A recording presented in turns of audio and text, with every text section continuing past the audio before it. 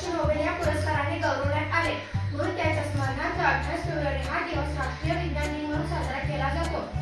विज्ञानाची कास धरून ज्या देशाने आपला प्रगती साधण्याचा प्रयत्न केला ते देश आज आपल्याला प्रगती पथावर पाहायला मिळतात. आजचे 21वे शतक हे विज्ञानाचे आणि माहिती तंत्रज्ञानाचे युग बनले आहे. विज्ञानामुळेच मानवी जीवनमान उंचावले आहे. धन्यवाद. विज्ञानाची क्रांती, विज्ञानाची प्रगती, विज्ञानाची क्रांती, विज्ञानाची प्रगती, विज्ञानाचा नवा ध्यास, विज्ञानाने देशाचे विकास, विज्ञानाचा नवा ध्यास, विज्ञानाने देशाचे विकास. आदरणीय व्यासपीठावरील मान्यवर, वंदनीय गुरुजन वर्ग व माझ्या प्रिय मित्रमैत्रिणी, सर्वांना माझा नमस्कार. माझे नाव दिलचंद्र कुमार. माझ्या शाळेचे नाव जीप केंद्र शाळा जिल्हा. आज 28 फेब्रुवारी आपण राष्ट्रीय विज्ञान दिन साजरा करण्यासाठी इथे जमलो. सर्वप्रथम सर्वांना राष्ट्रीय विज्ञान दिनाच्या खूप खूप शुभेच्छा. सुप्रसिद्ध शास्त्रज्ञ डॉक्टर वसंत गोदावरीकर हे 1987 साली भारत सरकारच्या विज्ञान व तंत्रज्ञान या खात्याचे सचिव होते.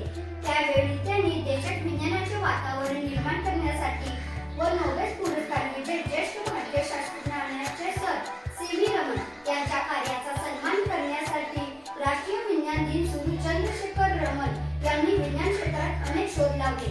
त्यापैकी 28 फेब्रुवारी 1928 रोजी कोलकाता येथे रमण प्रभावाचा लागलेला शोध विशेष होता. त्यांच्या या कार्यामुळे 1930 मध्ये नोबेल पुरस्कार मिळाला. आपल्या दिवसांची सुरुवात व शेवट विज्ञानाने होते. आजच्या युगात अभियंता, डॉक्टर्स आणि विज्ञान व तंत्रज्ञान मोठी प्रगती केली आहे. विज्ञानाच्या मदतीनेच आज मनुष्य अंतरिक्षात पोहोचले आहे. विज्ञान तंत्रज्ञानातील नवीन शोधामुळे वेगवेगळी यांत्रिक उपकरणे निर्माण झाली आहेत. यामुळे माणसाचे जीवन सोपे झाले आहे. मित्रो, 21वे शतक हे विज्ञान व माहिती तंत्रज्ञानाचे आहे. माणसाने जर वैज्ञानिक दृष्टिकोन मनात सफल वागले तर विज्ञान दिनीचा हेतू सफल होईल. आज या विज्ञान दिनी आपण सर्वांनी विज्ञानाच्या सहाय्याने देशाचा विकास करण्याचा प्रयत्न करूया. विज्ञानाचा तसेच वैज्ञानिकांचा सन्मान करूया. धन्यवाद. जय जवान, जय किसान, जय विज्ञान. नमस्कार, माझे नाव आरोही बाबास पाटील आहे.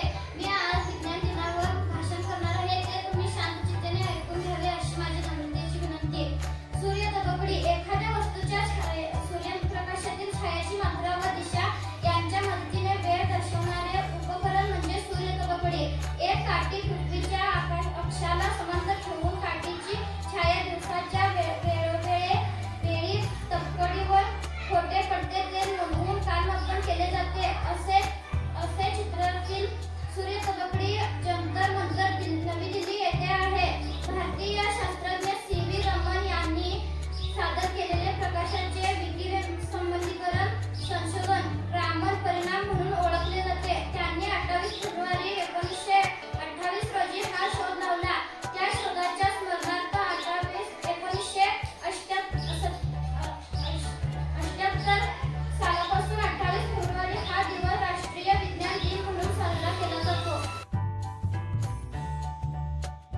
काहीतरी एखाद्या ऍसिडचं वगैरे ड्रॉप घ्यायचं असेल तर ड्रॉप करून घेतात. त्यानंतर चेंडू पाडतात आणि हे 2 प्रकारचे आहेत. हे चुंबक, त्याला म्हणायचं पट्टी चुंबक, पट्टीच्या आकाराचे आहेत म्हणून पट्टी चुंबक, आणि हे नालाकृती चुंबक. 2 प्रकारचे आहेत आपल्याकडे.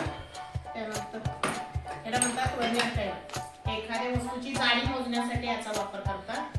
त्यानंतर प्रिझम, तुम्हाला माहित आहे सूर्यप्रकाश किती रंग असतात?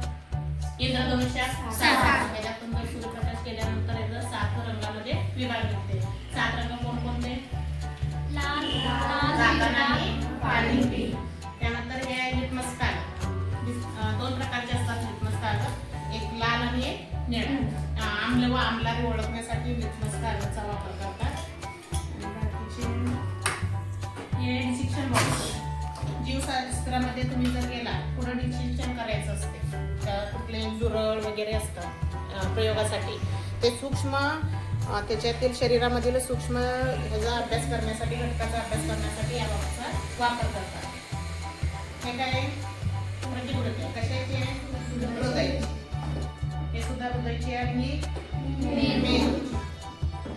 हा एक सूक्ष्मदर्शक. सूक्ष्मदर्शक